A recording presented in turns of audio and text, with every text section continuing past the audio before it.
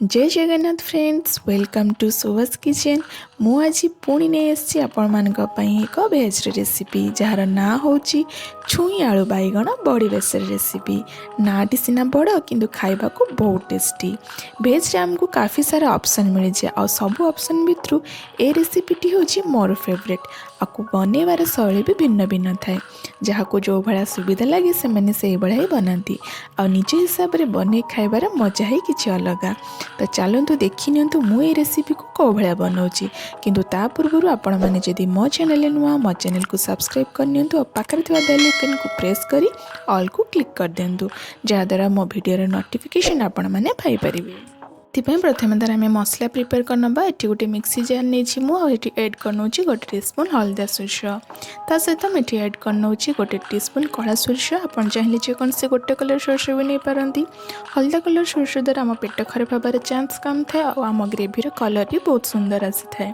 Then मुझे नहीं गोटे टीस्पून जीरा, ता सहित मुझे नहीं रसुण, तो पाखापाखि मुझे 4 पीस रसुण नहीं, ता सहित मुझे नहीं गोटे कंचा लंका और गोटे सुखला लंका, जार गोटे मु स्मूथ पेस्ट बने नेबी। देन ये गोटे कढ़ई मु बसई नहीं, कढ़ई टी गरम होसले मुझे 2 टेबल स्पून मस्टर्ड ऑयल दे नहीं।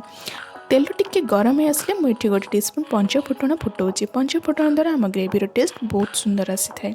फुटण टी फुटी आसले मुझे एड करनौ पियाज, तो गोटे मीडियम साइज पियाज को मैं काटिकिना एड करनौ। हाई फ्लेम रे गोल्डन ब्राउन हवा तक भल भाव टे भाजी नेबी। आप देखिपुं मो पियाज ये गोल्डन ब्राउन हो जाए। स्टेज में एड करनौ बाटिक रखि मसला पेस्ट को देकी मु गैस फ्लेम को लो कर देछि। आपको 2 मिनिट मुझे कषि ने बेसी समय कषानी।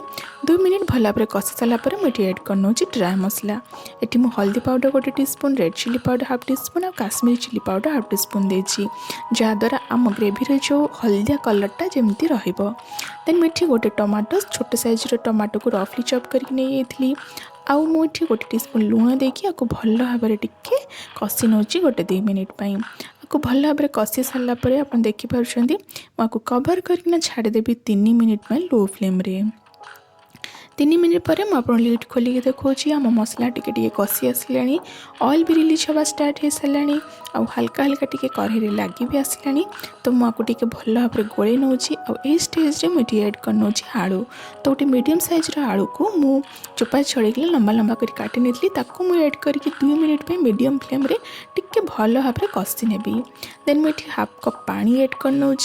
पानी देकिना मु आलू आ मसला को टिके भल भाव गोले नेबी, मिसे नेबी भल भाव। देन आपको मु कवर करके छाड़देवी 3 मिनिट टिके सिझापी लो फ्लेम रे। तो 3 मिनिट हो जाइए। मु लिड खोली देखा आम मसला पूरा भल भाव कषि, टमाटो पूरा मिसी आलू भी पूरा भल भाव कषि आसला। ये स्टेज रे ग्रेवी मुझे एड करने पानी। तो पाखापाखि मुझे गोटे ग्लास पानी ये एड करनौ नॉर्मल जो पानी पीवा ग्लास रे। आपण ग्रेभीर क्वांटिटी हिसाब से पानी परिमाण कम बेसी करपारती।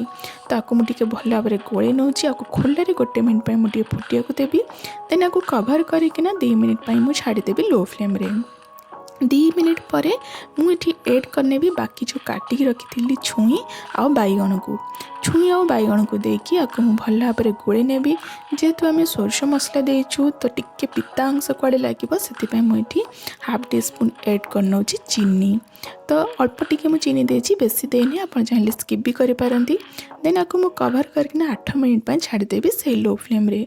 8 मिनिट पर आप देखु पूरा ग्रेवी रेडी हो देखिपुं आलू भी पूरा भल भाव सीझी और बहुत सुंदर कलर भी आसी। ये स्टेज रे मु एड करने भी टिके गरम मसला। तो मुझे हाफ टीस्पून गरम मसला ये एड करने आम तरकारी को अधिक टेस्टी करने लास्ट आम गोटे छुंक दबा। से गोटे पेन रे मोर सोरिष तेल गोटे टेबल स्पून गरम करकिना एटी गोटे सुखला लंका, गोटे टीस्पून जीरा, बड़ी चाराटा देकी भल भाव भाजी देछि। एई छुंक ही आमर ग्रेभीर टेस्ट को आहुरी बढ़ेदेव। टिके भल भाव भाजी सारापर मुझे गोटे तेजपत्र पकई देछि, जेहेतु मुझे एड करनी आप चाहिए स्टार्टिंग भी एड करें। बस आपको मुझे भल भाव रेडी करनेली छुंक। आई छुंक को लास्ट रे मुझे एड करनौ जोटा कि आम तरकारी टेस्ट को बहुत बढ़ेदेव। बस गैस फ्लेम को मुझे ऑफ कर नहीं। ताकू हल्का गरिकिना कवर करकिना छाड़ीदेवी।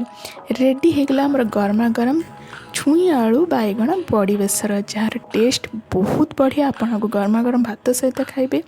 आपको निहाती बनातु, केमिति लागिला मते कमेंट रे जणेबे। वीडियोटी भल लागिथिले गोटे लाइक करदेबे, सांग मानक सहित शेयर करदेबे। मो वीडियोटी को आपण माने पूरा छाई देखिथिबारु धन्यवाद। Thank you.